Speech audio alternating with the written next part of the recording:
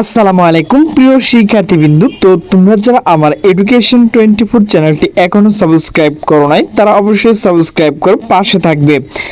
তো তোমরা যারা 2026 সালে এইচএসসি পরীক্ষা দেবে, তো তোমাদের কিন্তু 2026 সালের যে এইচএসসি পরীক্ষা, তো সেটি কিন্তু মে থেকে জুন মাসের মধ্যে হবে।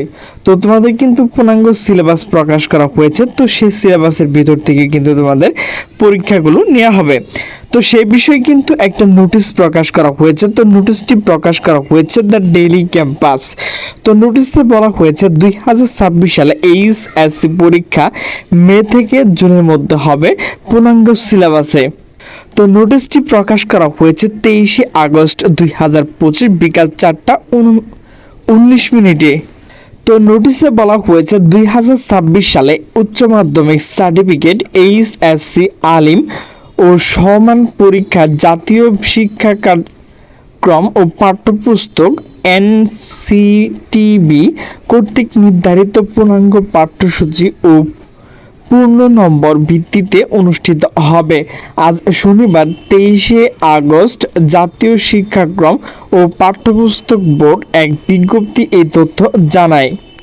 জাতীয় শিক্ষাক্রম ও পাঠ্যপুস্তক বোর্ড এক বিজ্ঞপ্তি জানিয়েছে 2024-25 শিক্ষাবর্ষের একাদশ শ্রেণী ভর্তি হওয়া শিক্ষার্থী ক্লাস ইতিমধ্যে আগস্টের 2024 সালে দ্বিতীয় সপ্তাহে শুরু হয়েছে।